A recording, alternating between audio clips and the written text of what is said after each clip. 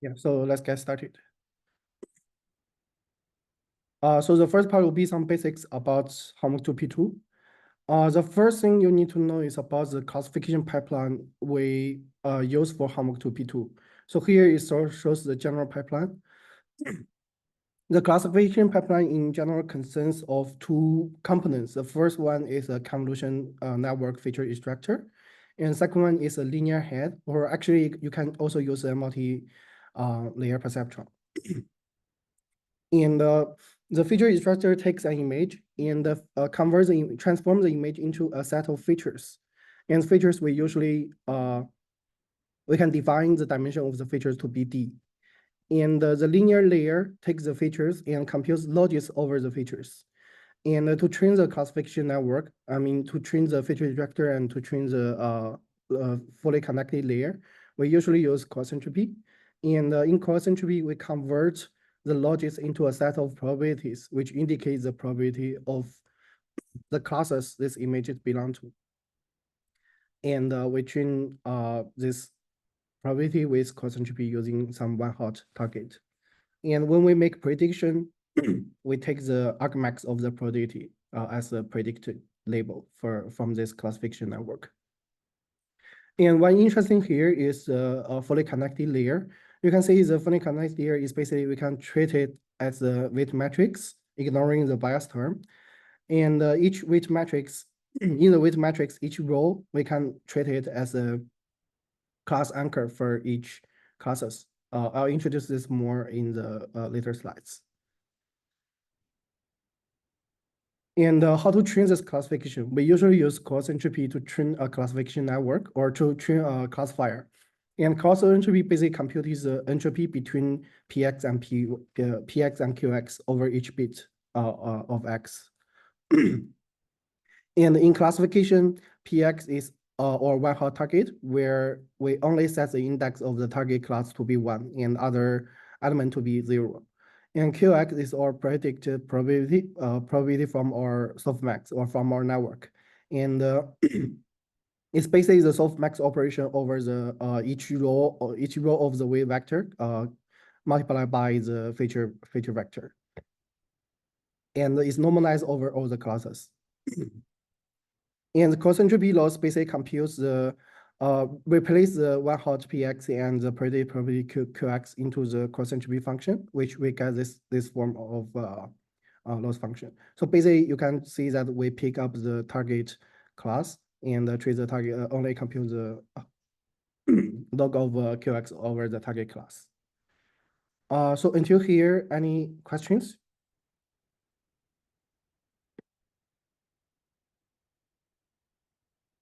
Okay, I'll go ahead. And knowing how we train a classification network with coarse entropy, we'll introduce some basics about phase classification and verification. So as we actually discussed in our bootcamp, phase classification basically means, I see there's a question, 1 minute.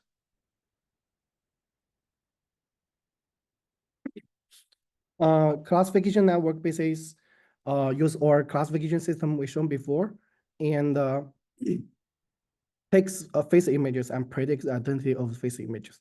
The identity for a face classification system is basically a ID for the face classification system, or a label for the face classification system. And we input a face image, it can predict the ID. One problem of the face classification problem system is that it cannot recognize people who are not in your training data set. So for example, the first two faces are in your training data set, and the third faces are not in your training data set. So for the third faces, it won't predict some unknown identity, but it will random predict some identity in your training classes as a predicted label for the third faces. We don't want this, especially for face verification, because in face verification, we are facing with many open set face identities instead of closed set face identities. So in face verification, what we usually do is we we take the feature extractor of the classification system, so basically only the CN backbone, and we compute the features over two faces, and we compare these two features to measure whether the two faces are the same whether they have similarity closer to 1 or similarity close to 0. So this is achieved by usually comparing two features, the features of these two faces. So how do we usually compare two features? The two common metric we use is distance, L2 distance, and cosine similarity. So in L2 distance, basically you compute the L2 distance between these two features. And this L2 distance is actually quite related to cosine similarity, or the dot product between these two features. And the second metric is cosine similarity. Basically, we compute the cosine similarity between these two metrics.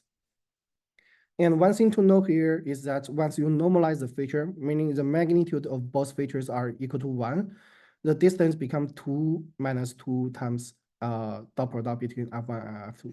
And the cosine similarity between basically becomes dot product F1 and F2. So you will see that the distance is basically negative of cosine similarity plus some constant. Any question here?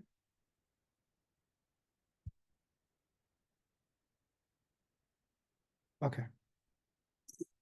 So from this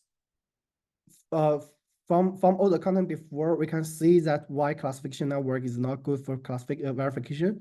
This is because features learned by the classifier with cross entropy only is not very discriminating enough for us to do some good verification job.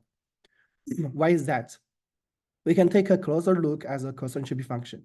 So here I'm taking the cross entropy function here, where I put the WT time multiplied by F here, replaced by our larger score of Z.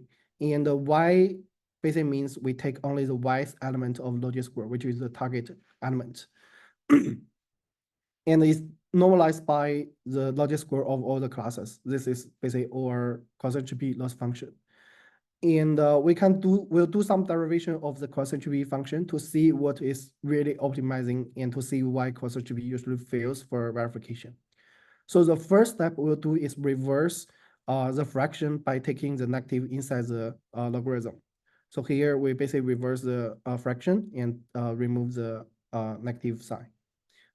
And then we'll split the fraction. So basically we split the first term and keep the remaining term, which the summation removes the y element and keeps the remaining element. And the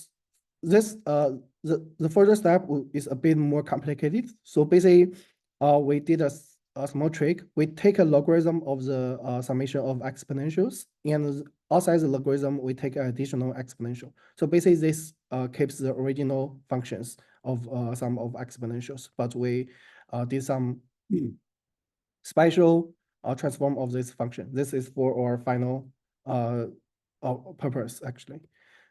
And the next step will be take some approximation, because the log 1 plus exponential term is actually a self plus function, and this function is greater or equal to maximum of x and 0. So basically, maximum of x and 0 is a ReLU function we usually use as for our activation. So basically, in this step, we replace the log 1 plus exponential with a maximum term by moving the log sum of exponential into the x places. And from here, we can make another approximation by removing the maximum sign. And we will do the final approximation as a log sum exponential. The log sum exponential basically will estimate the maximum of x. So here we can see the final optimization goal of cross entropy is basically we want to maximize the target logic score to be larger than the maximum of remaining logic scores. So the optimization goal here will achieve feature space looks like this. So we can see that cross entropy basically lead to some various feature representations. It strengthens the feature length or strengthens the feature magnitude of the correctly classified samples. And having this feature space basically means you will find some features.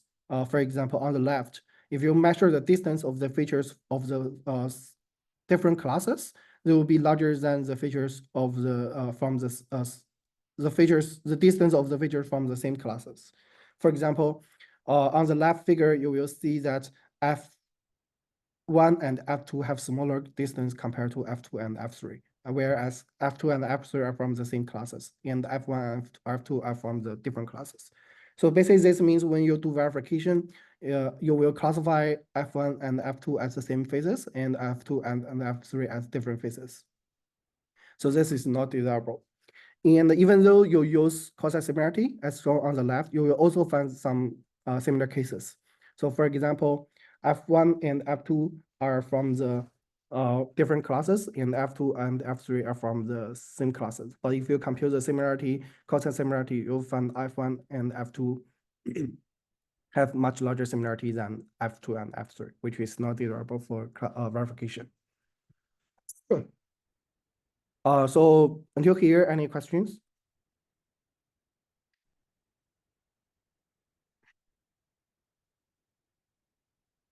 Okay, I'll move on.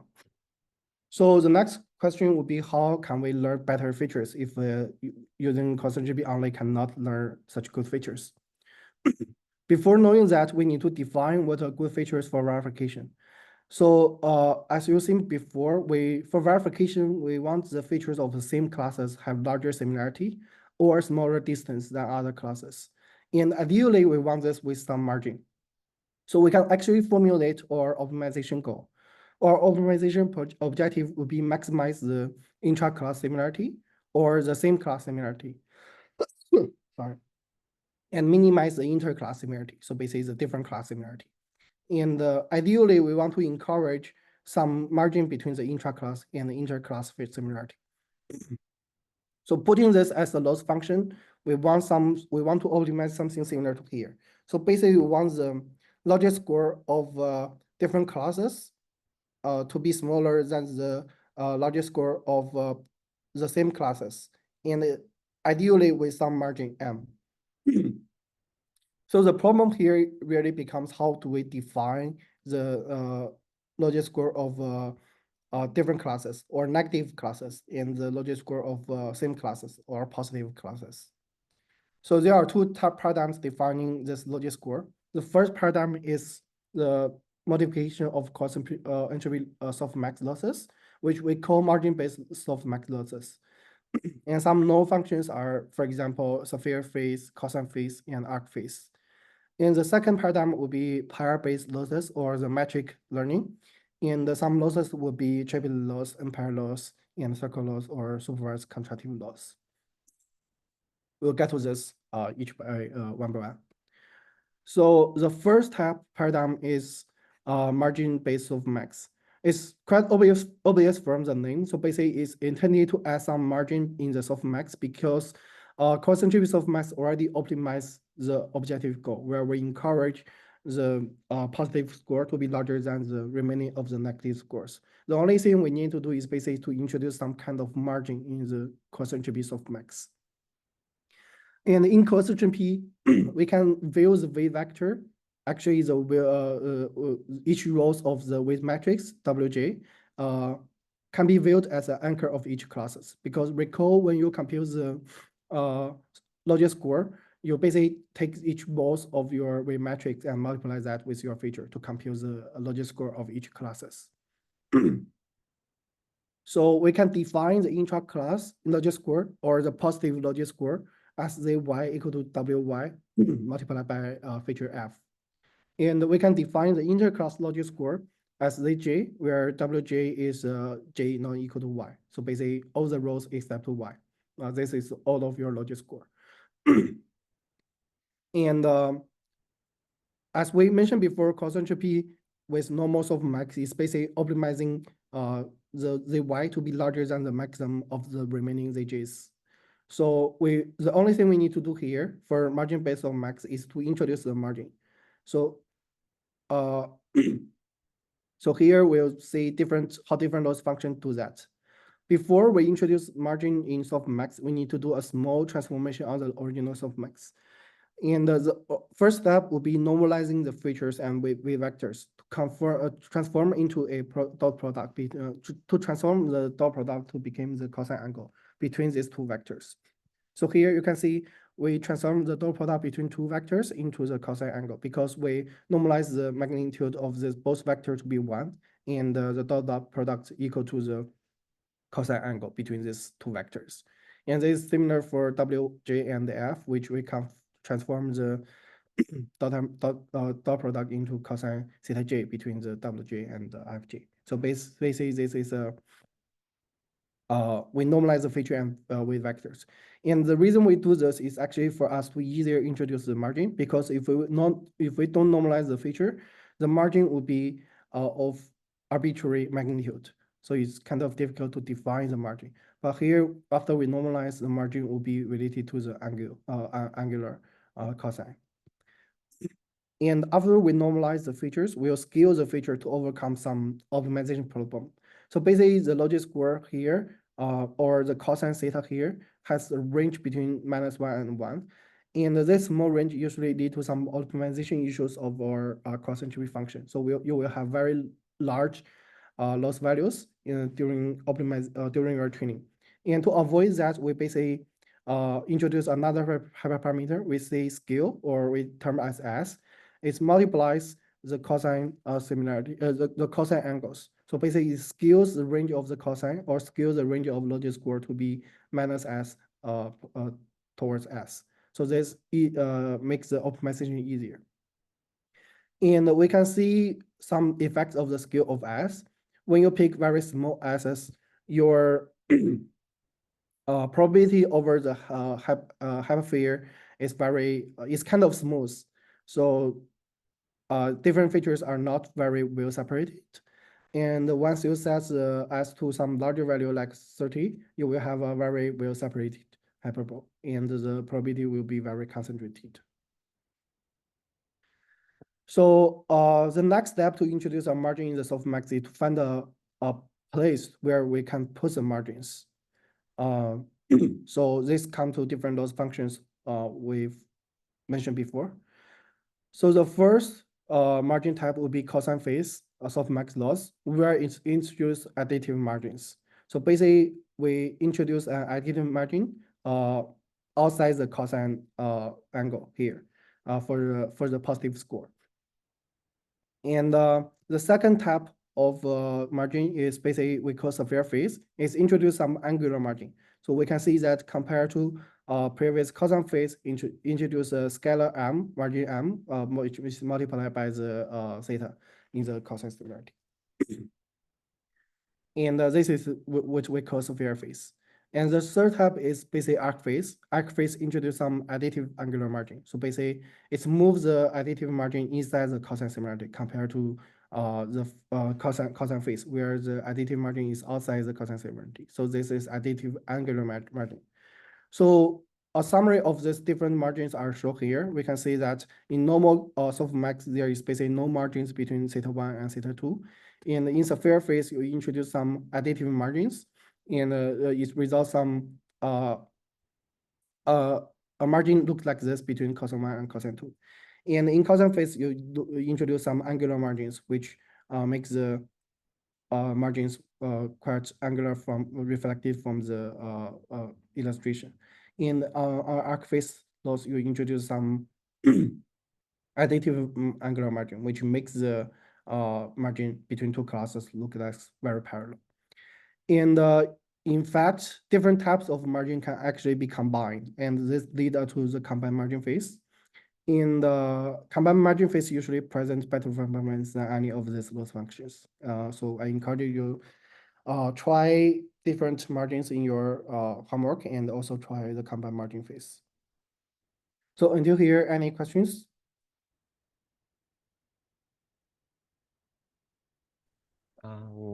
So between the three different margins here, is there one with like better properties than the others? Like it looks like cosine phase has less similarity around 0, 0, whereas sphere phase has more similarity, I guess. Yeah, so actually of these three loss functions, arc phase basically achieves the best performance. This can be viewed from this margin because you can see the margin between two classes is parallel and is equal everywhere. So this is not the same for severe phase and cosine phase. That's why arc phase usually achieve better performance. Cool, thank you. No worries. Any other questions? Yes, I Yeah. have. It's regarding how the uh, directions were for training our model for homework 2P2. They said you should pre-train on cross entropy, and then once you're done with the pre-training, focus on margin-based. Yeah. But why can't we just do margin-based? In fact, you can directly do margin based, but usually pre-training plus fine-tuning with margin based gives you better results and make your network easier to convert with margin based loss. But you can also directly train directly with margin based loss, but it's makes the parameter tuning more difficult, like the margin and the scale parameter in these loss functions. And it will give you like 2 to 3 points, like higher low in ER compared to pre-tuning and fine-tuning. So basically the pre-tuning provide you a good initialization of your network, and it makes your training with margin based softmax loss much more easier. I see. Thank you. Yeah.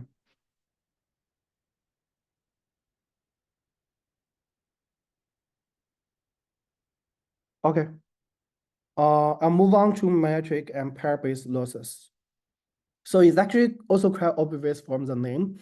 In metric and pair-based losses, what we want to compare the loss, compute the losses over pairs of samples. And the pairs are usually constructed using data sampler. So you want the each batch or each data batch of your data loader to have some samples of the same classes and samples of the different classes. And in pair-based losses, we define the intra-class logic score or the positive logic score as a dot product between the feature vectors of the same classes, Fp and F. And we define the negative logic score or the inter-class logic score to be the dot product of features of different classes, so Fn and F itself. And this will lead to triplet loss. In triplet loss, we directly optimize the goal we've seen before. So basically, we directly encourage the dot product between, or the cosine similarity between the positive classes to be larger than the cosine similarity between the negative classes with a margin M. And here is an illustration of triplet loss. So basically, you will find a positive sample compared to your anchor, your F. Let me reframe it. So basically, for each F or for each sample, you will find is positive anchor, which is FP, which basically means the feature of the another sample of this same classes. And you will find another sample which we call Fn. So basically is a feature of a different classes.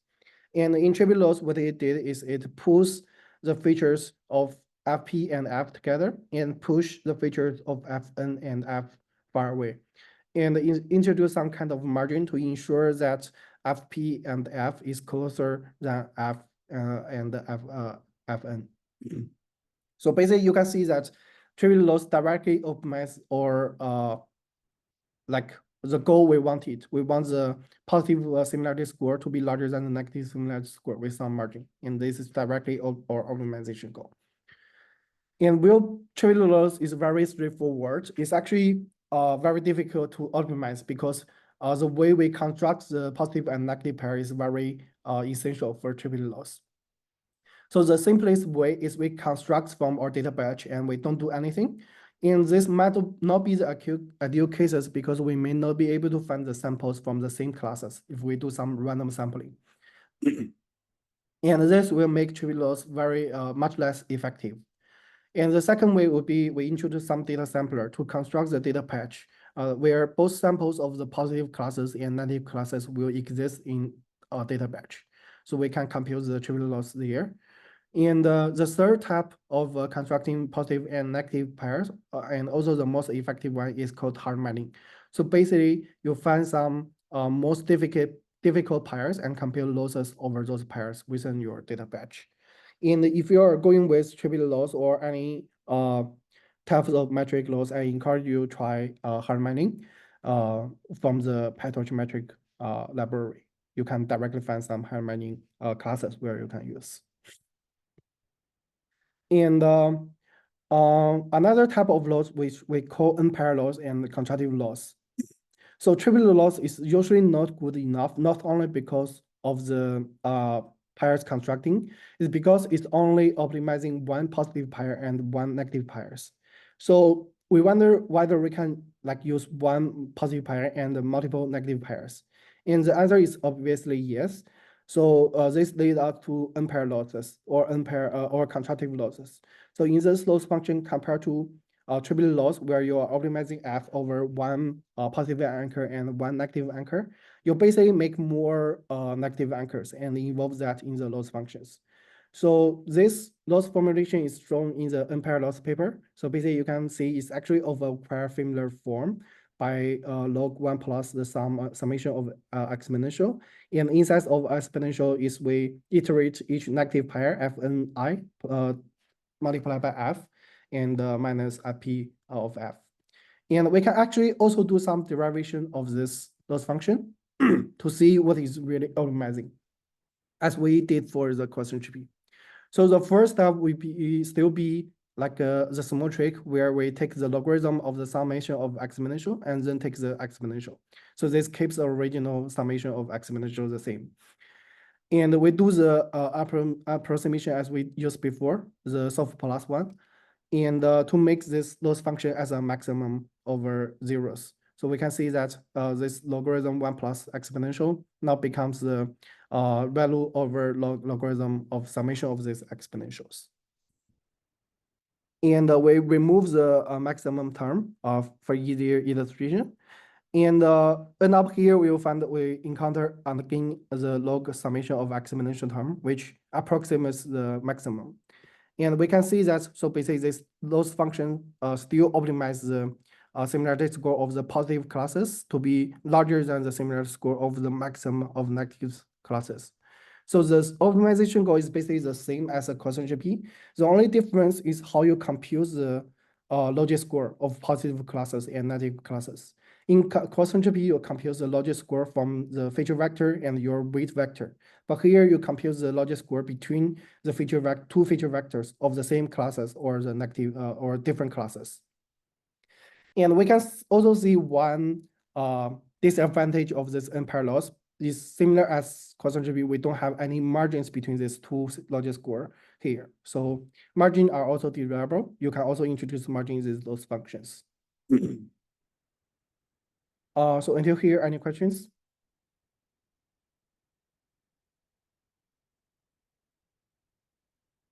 Okay, I'll go ahead. So from the unpaired loss function, we can also summarize a very simple way to derive any loss, new loss function for verification. Basically, you only put the logic score of your positive classes and the logic score of your negative classes over inside the exponential, and move the exponential inside the log 1 plus summation of exponential. This will lead us to some optimization goal of the making the positive score to be larger than the negative logic score by a center of margin. And here we can summarize our previous loss functions. So basically in the margin-based softmax losses, we only have one positive pair and the Cmax minus one negative pairs, where C is the number of classes. And in triple loss, we have one positive pair and one negative pair. And in unpaired losses, we have one positive pair and negative pairs. And people may wonder how can we whether we can introduce multiple positive pairs and multiple negative pairs. And the answer is yes. So basically, this provides us some unified view of both paradigm. We add another summation over the unpaired loss over to make the summation over the positive pairs.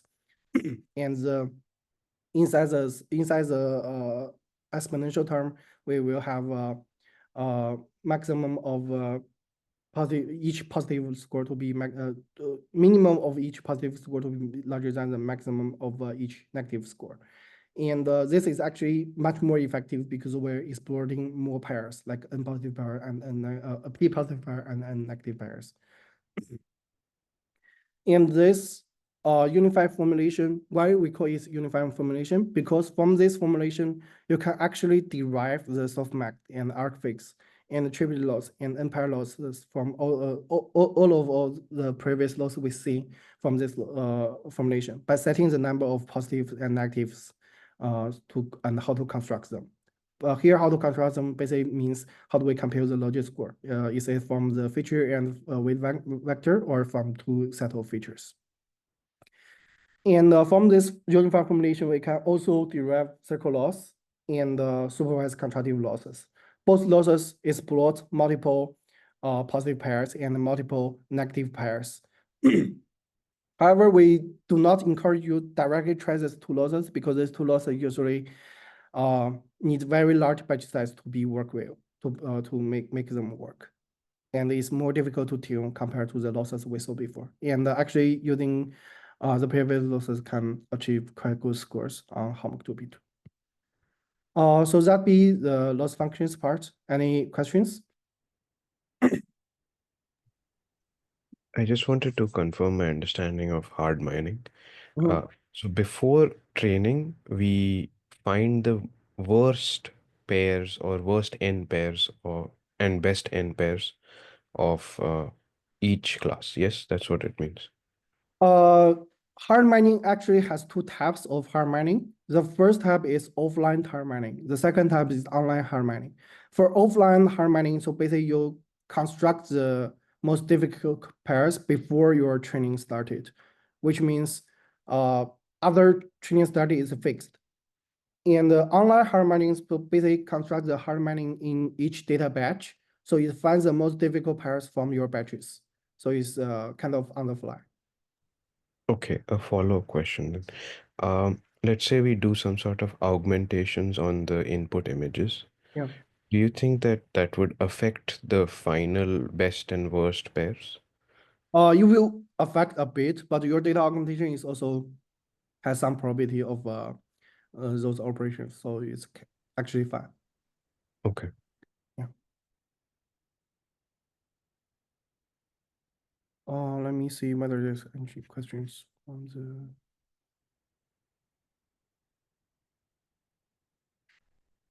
Okay. So if there's no more question, I'll go ahead with augmentation and regularization.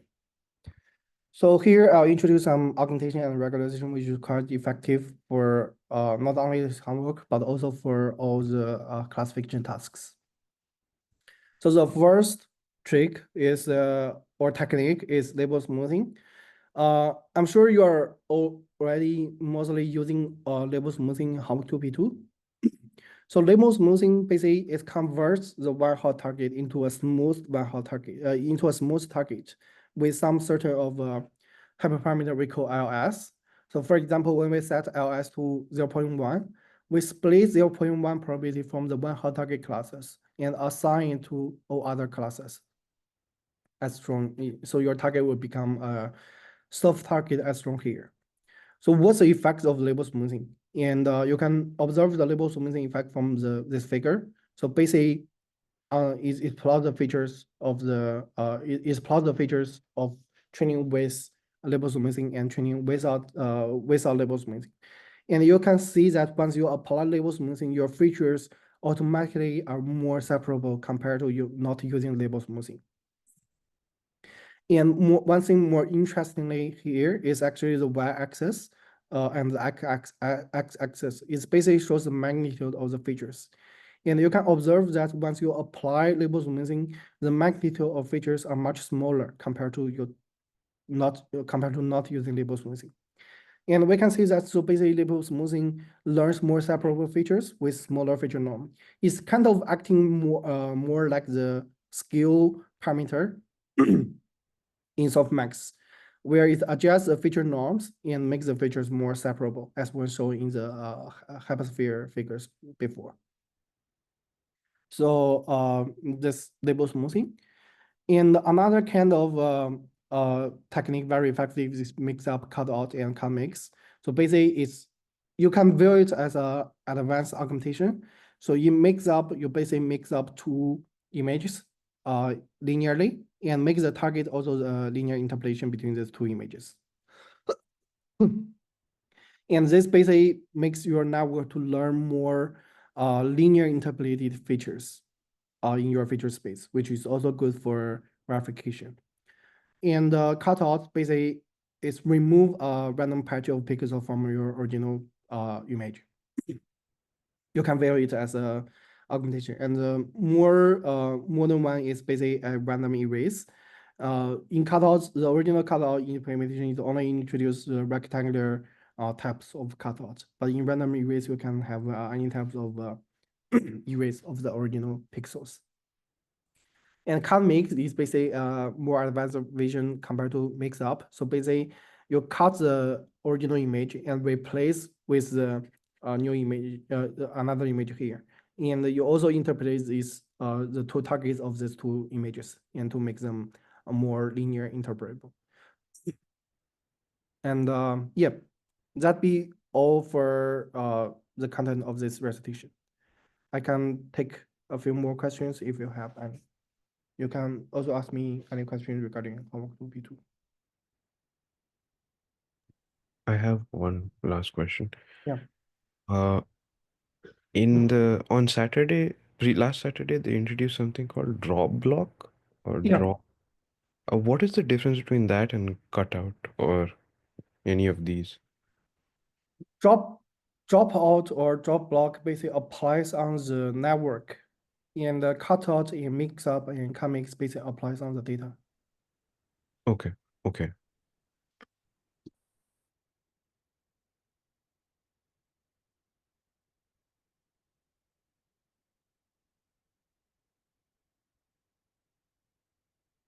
Okay.